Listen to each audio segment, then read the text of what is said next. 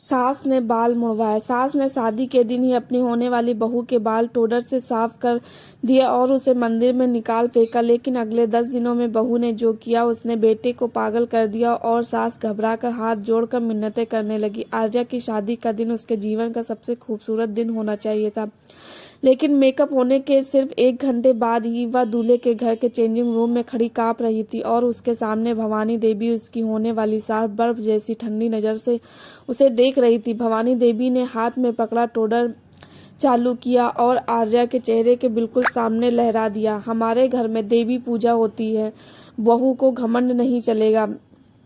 लंबे बाल अशुभ होते हैं, मैं इन्हें साफ कर रही हूँ शुद्धि के लिए। आर्या चीख उठी, पीछे हटने लगी, लेकिन उसका होने वाला पति अर्जुन दरवाजे पर खड़ा था। वह कुछ बोला भी नहीं, बस होठ काटता रहा। जिस पल आर्या सबसे ज्यादा टूट रही थी उसी पल भवानी देवी झपट कर आगे बढ़ी। उन्होंने आर्या के कंधों को दबाकर बैठाया और टोडर उसके सिर पर चला दिया, एक लंबी साफ पट्टी बनाती हुई। आर्या के बाल गिरकर सफेद टाइलों पर काली ढेरों में फैल गए। भवानी देवी की ठंडी हंसी कमरे में गूंज उठी। अब दिख रही है ना तू हमारे घर की बहू जैसी। आर्या वहीं फर्श पर ढह गई, पूरे शरीर में कांपती हुई, लेकिन अपमान अभी खत्म भी नहीं हुआ था कि भवानी देवी ने उसका बैग उसकी ओर फेंक दिया। निकालो इस घर से, गांव के शिव मंदिर चली जाओ, 10 दिन शुद्धि करके वापस आना। इस हालत में बहू को घर में नहीं रखते। अर्जुन बस इतना ही कह पाया, माँ आप हद कर रही हो, लेकिन वह भी पत्नी को रोक नहीं पाया। आर्या ने उस आदमी को देखा जिसे वह आज ही पति बनाने वाली थी और फिर बिना कुछ कहे मुड़कर चल दी। ना आंसू ना आवाज, बस डरावनी सी खामोशी। सबको लगा आर्या कहीं गायब हो जाएगी, लेकिन ठीक 10वें दिन सुबह 3 बजे अर्जुन का फोन लगातार बजने लगा।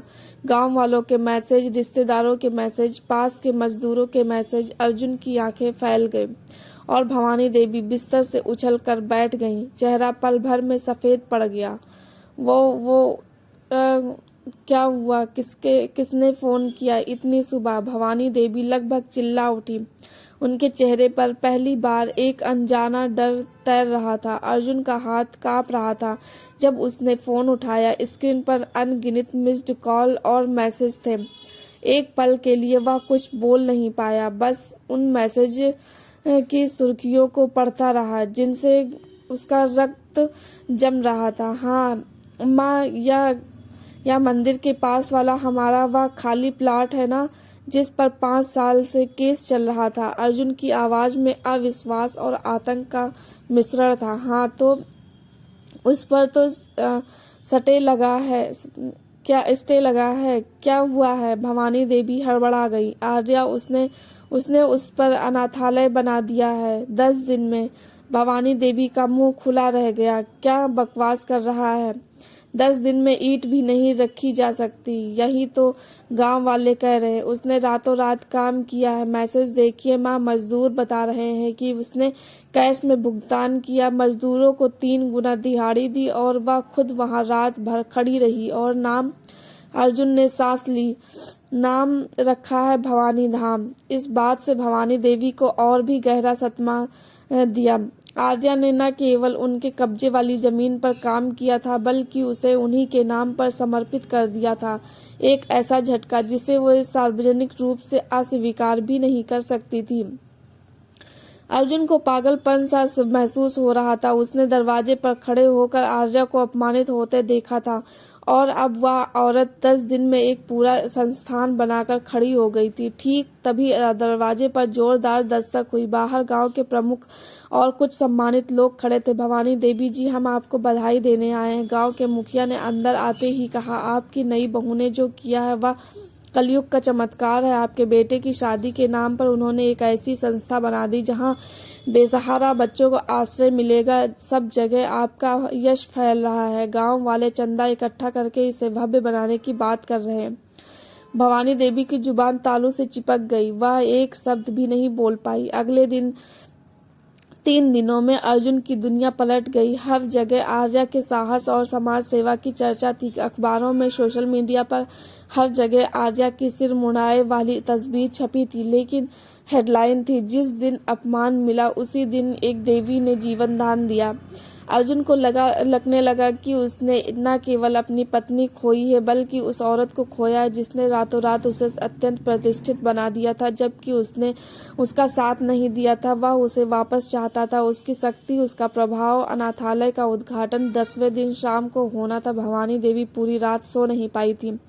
उन्हें एहसास हो गया था कि आर्या ने उन्हें हराया नहीं है बल्कि उन्हें एक ऐसे सिंहासन पर बैठा दिया है जहां से वे गिर नहीं सकती, लेकिन उनका नियंत्रण पूरी तरह खत्म हो चुका है।